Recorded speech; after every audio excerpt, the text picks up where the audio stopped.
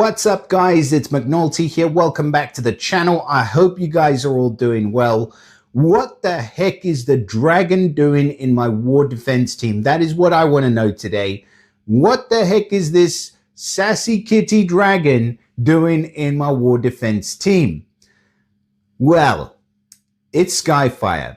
So we've known it's been coming for a while now. That is not the title of the new James Bond movie, though I'm sure it will be more appropriate because, to be honest, to a lot of people, it feels like the sky is freaking falling. However, upon second looks over all of the things that have to go with this war and into this war, I think that I may be coming around a little bit. You know, don't hate me. I do think that there is something to this. And in case you're completely confused, like I was when I woke up this morning, I want to, try and set the record straight and give you a little bit of advice as to how I believe these dragons are going to be best used within this war format and what kind of things you should be looking for. And to be honest, it's a lot more simple than a lot of people might make out. So let's go over the actual war format itself just to start with. It's called Skyfire. The way it works is that assist dragons are enabled for all teams in the Alliance War. Each dragon can be used once when attacking.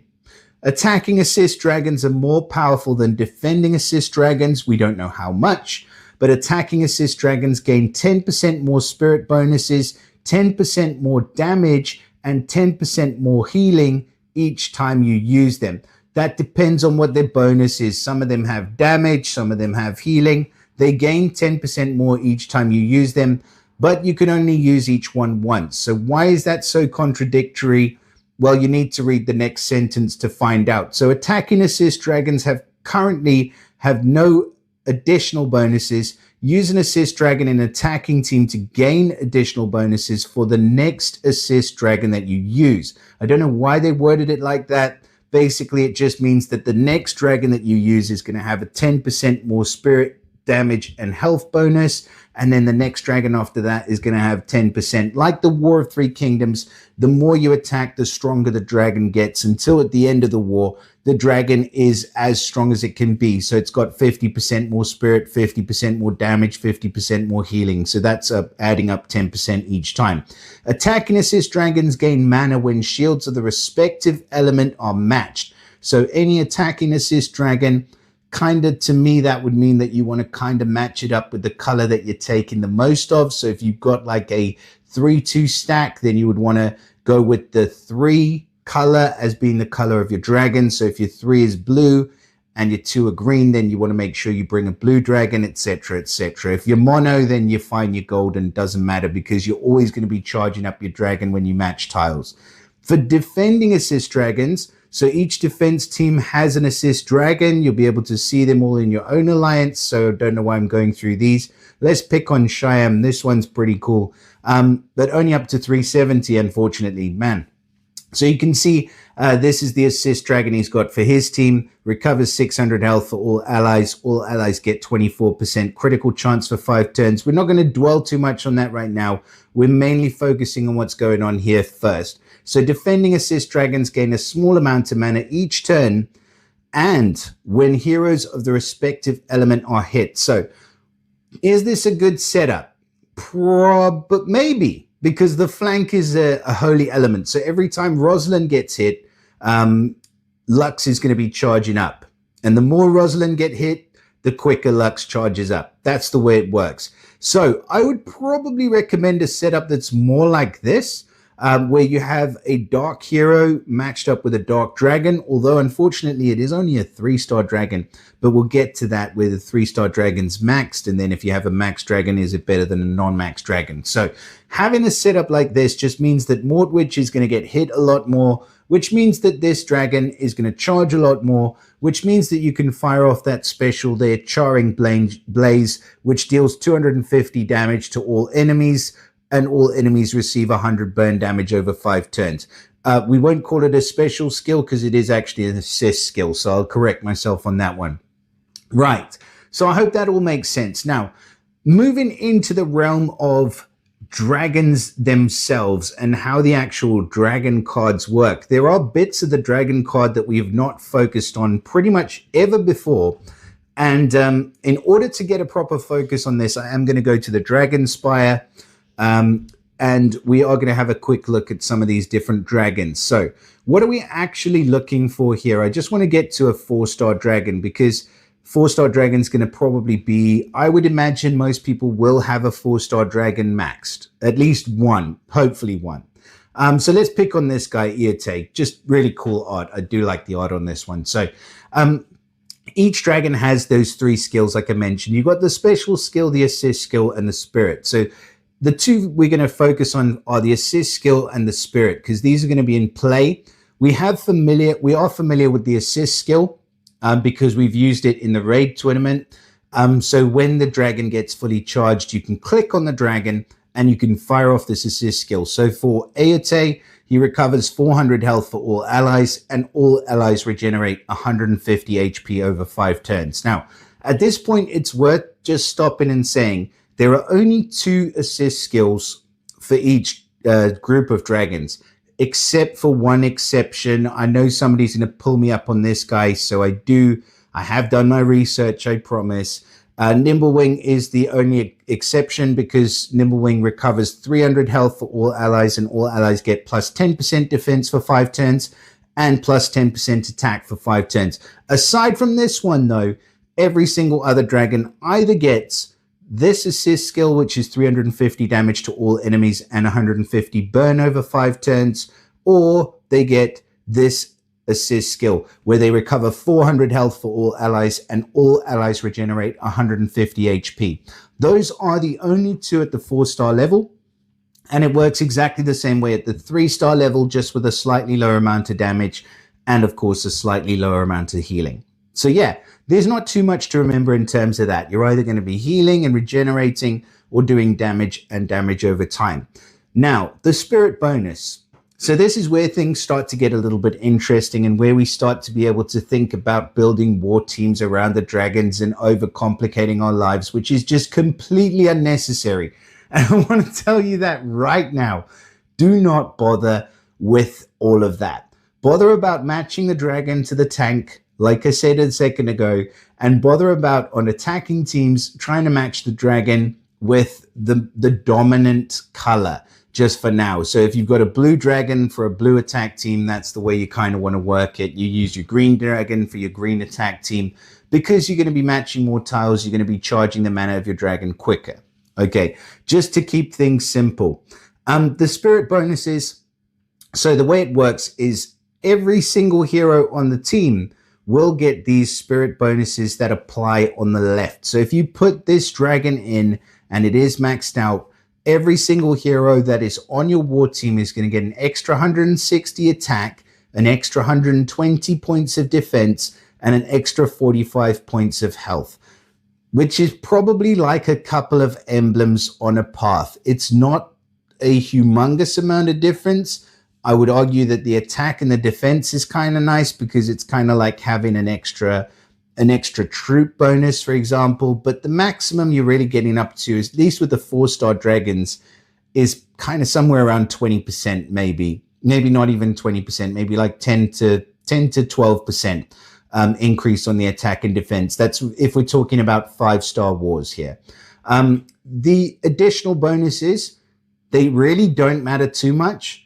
You get a bonus if the hero is of the dark element and you've got a dark dragon, same way as you will if they're of the ice element and you've got an ice dragon. They will get an extra 20 points of attack, which is hardly worth it. They'll get an extra 15 points on defense, which is again hardly worth it. And they'll get an extra 15 points on HP, which is again, not even worth talking about. And then they give a class bonus as well. So the class bonus, again, it's the same 20, 15, and 15. And it works in exactly the same way. So just to confirm, for those who have questions about it, your hero does not need to be of the ice element for them to get the bonus of being of the rogue class. So they can be either the class or the element, or they can be none. They will still receive the spirit bonus. So yeah, that's the way it kind of works. Hopefully that all makes sense. Where things do start to change is when it gets to the legendary dragons. So you can expect that this is kind of what the devs want people to pull for. They are the premier heroes, the premier dragons that are in the Dragonspire. So they do differ, but they don't differ that much. Okay, they differ a bit, like they act a bit more like a extra hero than the other ones do. But again, it takes a heck of a lot at this point to level one of these guys. And if you don't have one past 370, as I just illustrated, it's probably worth keeping the 4-star dragon on your team. If you have a max 4-star, they're going to have better assist skills than the 5 stars are. And they're going to have better spirit bonuses. Sorry, they're going to have better spirit bonuses, but not always better assist skills. Just want to make sure I get that 100% correct, so we're not 100% confused.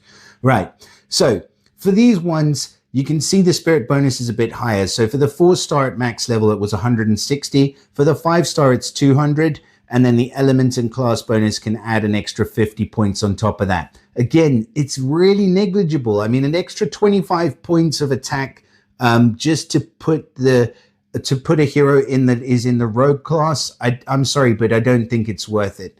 But if you do have max heroes, then the spirit bonus for the attack and defense, definitely worth it. The HP is really neither here nor there. Now, you remember I said that the 4 stars and the 3 stars are really easy because you only have to remember 2 assist skills, either a damage or a heal. Well, the 5 stars, completely different story. So the assist skill, you've got every single one of these guys. In fact, most of them, I don't say every single one, some of them may be the same, but pretty much everyone has a different skill. So this guy's got protective breath, where he recovers 500 health for all allies, and all allies get plus 20% defense for 5 turns.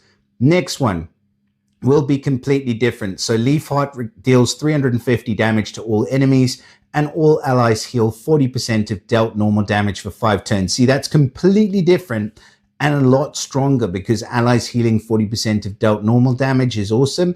Plus, he has a cleanse of status ailment. So with these kind of dragons, we are definitely getting into the realm of, being a lot better in terms of the assist skill.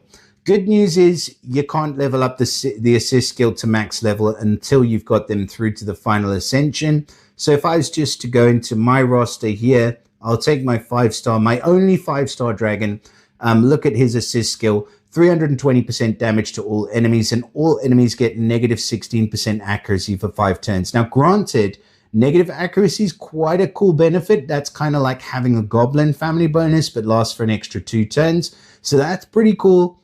320 damage to all enemies is okay. And I've got him as far as I can take him because to ascend him, you need these things, you need those things, which are kind of like the Tome of Tactics and the D-Blade that we have. And then you need 6 of those, which are kind of like the darts. Okay, so long story short, his assist skill, with where it is at the moment, will deal 320 damage to all enemies, but this is my maxed 4-star, and his assist skill will deal 350 damage to all enemies. Granted, the blind is probably a stronger effect, but you will find that there is quite a bit of balance between the maxed 4 stars and the 375 stars for the time being. If you are struggling, and if you still have a lot of questions with regards to dragons, I want to show you guys a really cool resource, and it is made by my buddy Burks G. His little pictures down here. He's an absolute legend. And obviously he is the face of the calendars in Empires and Puzzles. So this is called Dragon DB. If you go to, I think it's there, bbcamp.info/DragonDB, you can actually just look it up. It's on the forum as well. But a lot of people just don't know it exists. You can actually sort out which kind of dragons you want to look at or what you want to look for. You can sort them by special skills or assist skills. So say we're talking about assist skills. By the way, this is all the dragons that are in the game, including the most recently released dragon, Ombro. You can see if we were to click on him. Let's try that again. It'll bring up this nice looking page here where we can see the spirit bonus there. We can see the assist skills. And we can see his special skill and the speed that he runs at, etc. But the main thing is it will sort them out really easily as well. So if you just click on assist skills, let's say we want all the ones that heal. Now we have all of the dragons that heal. Let's say we only want the 5-star dragons that heal. You just click the 5-star there. And then those are all the 5-star dragons that have a heal assist skill.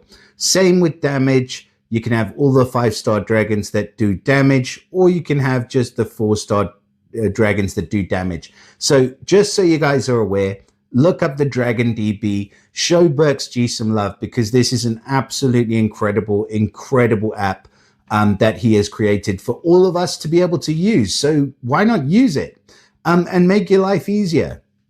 Anyways, back to the war. So I hope that a lot of what I've said has been relatable, because I do seriously think that this isn't as big of an impact as a lot of people are making it out to be, but it also is a little bit fun. Like, to be honest, I'd much rather have this kind of a war format than I would, say, the Insanity War, because, you know, you just don't know when you're going to reverse cast your special. And to me, a reverse cast, would I rather have a reverse casted special, or would I rather have a dragon that, you know, slaps me for 350 damage or 315 damage and like 20 burn damage per turn? I definitely would rather have the dragon than cast my own special. Would I rather have the Clover War where I double cast my special, or I have a chance for the other team to double cast their special? Or do I feel like I have more control in this war format where, again, the worst that can happen is I get hit with, in fact, there are some pretty cool ones, like Stargazer is incredible. But yeah, even then, it's not that big of a deal. Like, what's it? A Stargazer is 20% mana to everybody as the assist skill. So that is actually pretty good. But yeah, somebody like this, so Leafheart with his assist skill, 280 damage to all enemies.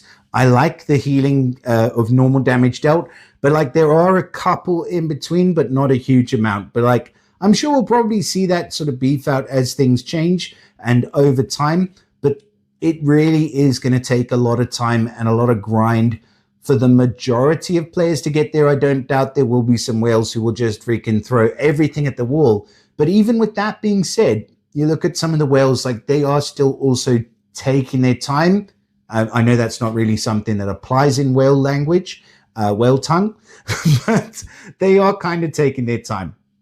So long story short, it is kind of a cool war format. I do think it's going to be a lot of fun. And I hope that that video has kind of put your mind at ease a little bit. If you were thinking that this is going to completely break the game, I can assure you it's not. In fact, you know, you probably could just do without the dragons at this point. You know, before we get super duper strong assist skills and stuff, you probably do without them. You won't feel it too much.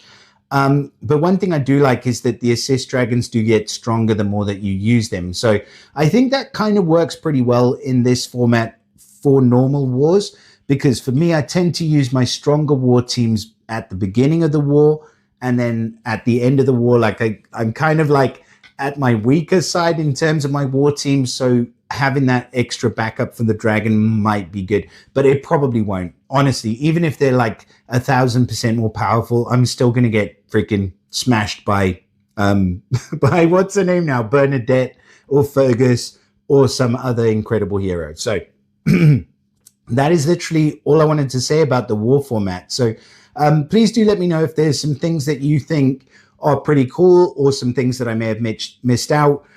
Or if you absolutely hate the war and you think that we should just completely ditch this one. To be honest, I'd rather they have this one than maybe the Insanity. I think we could probably switch those out. But then there are so many heroes that they're marketing towards passives with Insanity, I think it'd probably tank their budget. So they probably won't do that. But at the end of the day, I get that it's a game and that they have to make money. But I do think that this can be really fun, and it really is what you make of it. So with that all being said, have an awesome, awesome day. Have an excellent war. I wish that you guys smash each other to pieces. Drop us a like.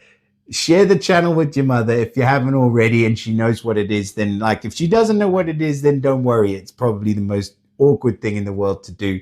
But I wish you guys all of the best. Take care, and I'll see you all again soon. Bye for now.